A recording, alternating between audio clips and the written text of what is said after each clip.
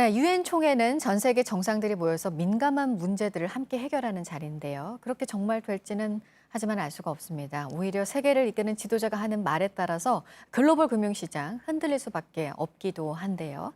정철진 경제평론가와 오늘 이 얘기 해보도록 하겠습니다. 어서 오세요. 네, 안녕하십니까? 네, 유엔 총회 소식을 계속 전해드리고 있어요. 그래서 뭐 사실 전 세계 정상이라고 하지만 트럼프 대통령 얘기를 많이 하게 됩니다. 지금 네. 미국과 연결이 돼 있는 나라들이 많잖아요. 그렇습니다. 이란 있고 네. 중국도 있고 북한 네. 있고요.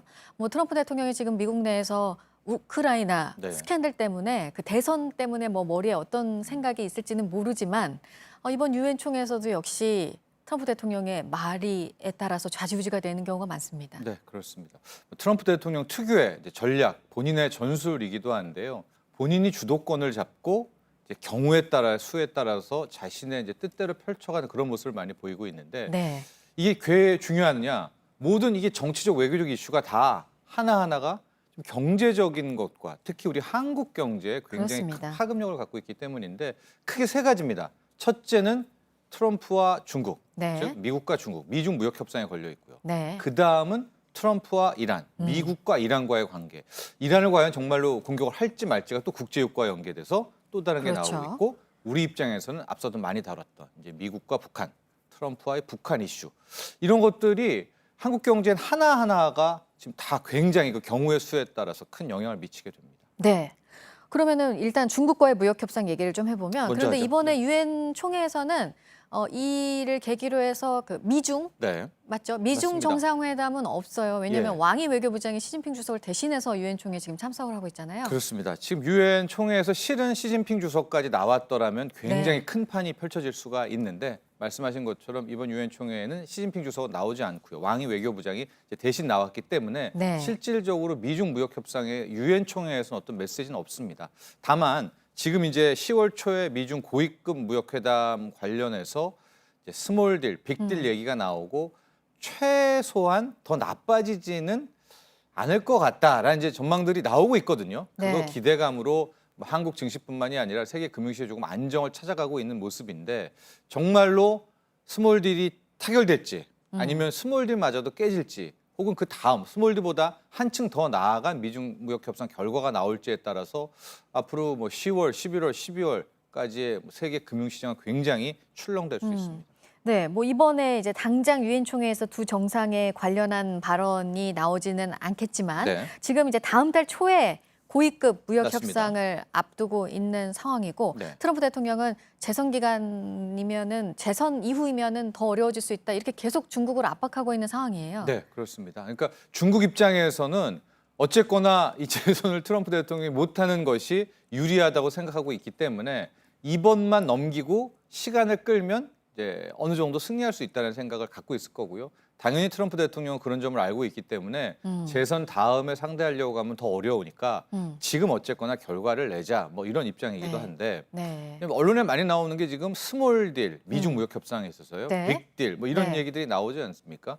빅딜은 말 그대로 미중 무역 협상이 뭐 완전한 타결, 최종 타결입니다. 그래서 지금 최대 20%까지 높아진 관세도 단계적으로 낮추고 이제 모든 거에서 합의를 본다는 거 어렵겠죠. 그래서 최근 나온 이제 컨셉트가 그러면 스몰 딜이라도 하자. 근데 스몰 딜은 뭐냐? 가장 미중 무역 전쟁에서 핵심이 되고 있는 이 기술 이전, 지적 재산권 문제, 그다음에 정부 보조금 지급하는 문제는 빼고 나머지 뭐 농산물을 어떻게 할지, 화웨이 제재 부분을 좀 어떻게 풀지. 그리고 지금 이제 20%, 뭐 25%까지 올라와 있거든요. 이 관세 부분을 적어도 한 3개월에서 6개월 정도 늦추자. 요 정도까지만이라도 타결이 되면 네. 이것도 어디냐라는 게 이제 스몰 딜입니다. 그래서 실은 10월에 아무리 못 돼도 스몰 딜은 타결이 되겠지라는 기대감이 현재까지는 나오고 있는 상태죠. 네. 저희가 이제 밤사이 뉴욕 증시를 전해드리면서 뭐 올랐다 내렸다 하면서 그 이유가 계속 미국과 중국 간의 맞습니다. 무역 협상 영향으로 네. 이거를 얘기해드리고 있기 때문에 네. 그럼 지금 얘기하신 큰 틀의 합의가 힘들다면 작은 수준의 합의라도 하자. 네.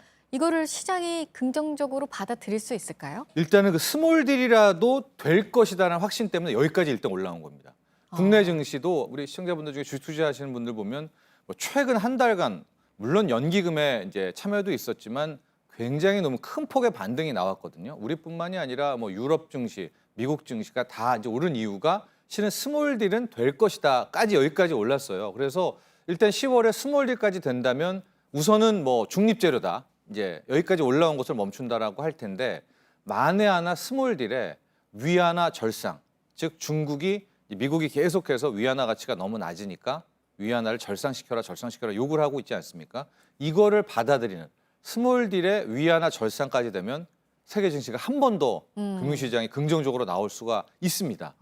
반면에 스몰딜마저도 10월에 타결이 안 된다면 그건 최악이겠네요. 예, 여기까지 오른 부분 다 반납하고 오히려 더 빠질 수가 있는 이런 대목이다라는 건데 이 실은 트럼프 대통령과 이 미중 무역 협상이 굉장히 이게 고차 방정식인 게 3일 전이었나요?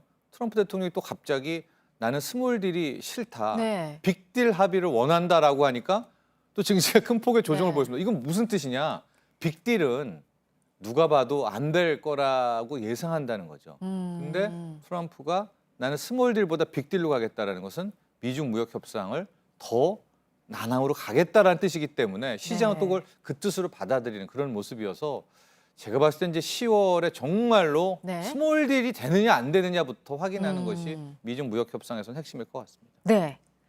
이란과의 또 문제도 있잖아요. 네. 일단 유엔 총회에서 이란 대통령과 트럼프 대통령이 만나느냐 네. 이거부터 좀 봐야 될 것 같아요. 그렇습니다. 아직까지 기대는 좀 하고 있는데요. 시진핑 주석은 참석을 안 했지만 이란의 로하니 대통령은 이번 유엔 총회에 가 있습니다. 네. 뭐 오다가다 만날지 안 만날지는 동선을 겹칠지 모르겠지만 이 둘이 같은 장소에 어쨌거나 있기 때문에 어느 정도 결과가 나오지 않을까라는 이제 기대감을 갖고 있는데요. 이란과 미국, 트럼프 대통령과 이란도 실은 한국 경제, 세계 경제에 있어서 굉장히 중요한 포인트를 갖고 있는 그러니까요. 것이요. 그냥 만남의 자리가 아니에요. 국제유가 때문에. 맞습니다. 지금 보면 현재까지는 이란이 뭐 사우디를 공격했다라고 확정은 했지만 이란을 공습하거나 공격할 모습은 보이지는 않고 있지만 이게 상황에 따라서 정말 급변할 수가 있는 거거든요.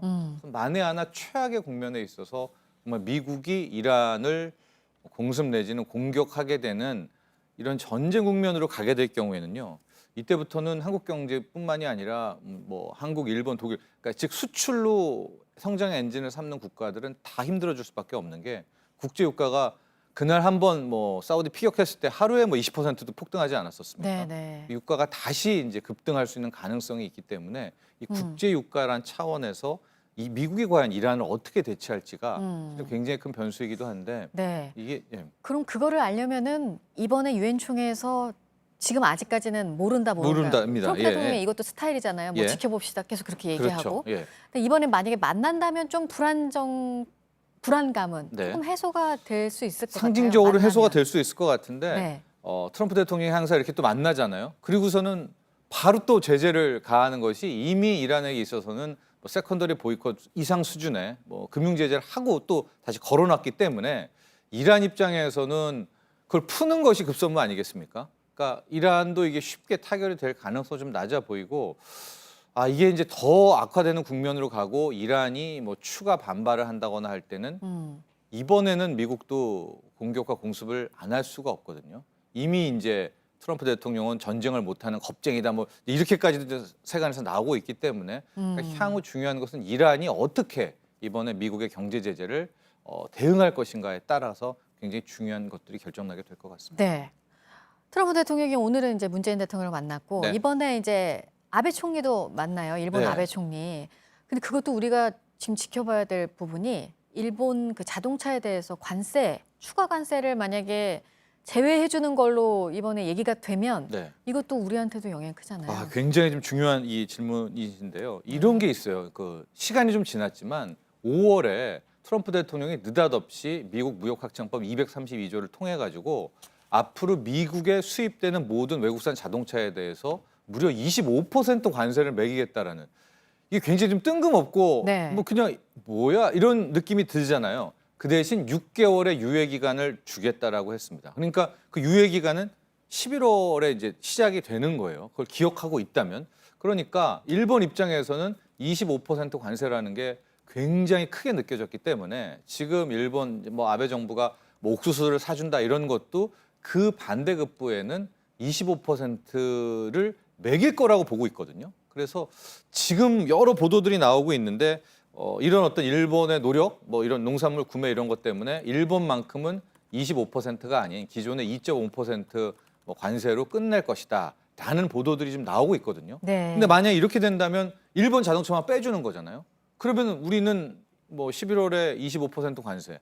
이게 실은 또 유럽 자동차를 노리고 있는 거겠습니다. 그렇기 때문에 뭐 유럽, 한국 자동차 산업에게는 25%인데 일본만 2.5%를 매겨준. 그러면 일본에게 굉장히 유리한 것이고 상대적으로 우리에겐 또 부정적인 영향을 줄 수밖에 없는 거 아니겠습니까? 네. 그래서 이번에 미일 관련해서는 그 자동차 관세를 어떻게 미국이 일본에게 혜택을 주느냐 마느냐에 대한 것들이 중요한 포인트고 어제자까지는 뭐 일본 보도도 못 받아냈다 아베가 그 관세 인하에 대해서는 뭐 그런 얘기가 나오고 있는데 이거는 결과를 한번 봐야 될 것 같습니다. 네. 마지막으로 우리 최근에 증시 상황도 한번 봐야 될 네. 것 같아요. 단기간에 지금 급등을 하고 있어요. 10일이 넘게 상승세예요. 네, 그러면 그렇습니다. 항상 나오는 얘기가 상승이 계속 될 것이냐. 네. 왜냐하면 지금 앞서 얘기하신 국제유가 이란과의 얘기도 있고 미중 무역 협상 얘기도 있고 여러 가지 변수가 지금 대외적으로 많기 때문에 네. 어떻게 예상하십니까? 그렇습니다. 8월 중순에 코스피가 1890일 장중에 어마어마한 이제 급락을 했었는데 그 다음부터 급반등을 했습니다. 이런 짧은 기간에 급반등이 있나 싶을 정도로 지금 2091포인트까지 일단 올라왔는데요. 딱 여기까지 뭐 2090에서 기술적으로 한 2100 이 선까지가 뭘 반영하느냐. 앞서 말한 것처럼 미중 무역 협상에서 스몰 딜은 거의 타결될 것이다. 하고 이란에 대해서는 공습은 없이 경제 제재로 끝날 것이다. 또 북한관에 있어서도 뭐 추가 북한의 도발도 없고 가장 좋은 베스트는 또 3차 네. 뭐 만남이 있을 것이라는 정도를 반영한 지수란 말이죠. 그래서 또 여기에는 수급적으로는 연기금이 거의 뭐 4조 7천억 가량을 이제 사들이게 되면서 우리 한국 증시의 버팀목이 되는 뭐 그런 모습도 보였습니다. 이제 그렇기 네. 때문에 네. 이제부터가 또 하나의 숙제로 남아 있죠. 이 재료들에서 한 걸음 더 나가느냐라고 한다면 2,100 이상도 갈 수가 있는 반면 네. 우리가 다 당연하게 여겼던 것들이 실은 그래서는 안 되겠지만은 또 정반대의 결과가 나온다면 최근 한 달 새에 나왔던 거의 무서울 정도의 급반등분을 또 상쇄할 수 있는 까먹을 수 있는 그런 대목도 양쪽이 다 존재한다 이렇게 보시면 되겠습니다. 알겠습니다. 여기까지 듣도록 하겠습니다. 정철진 경제평론가였습니다. 고맙습니다.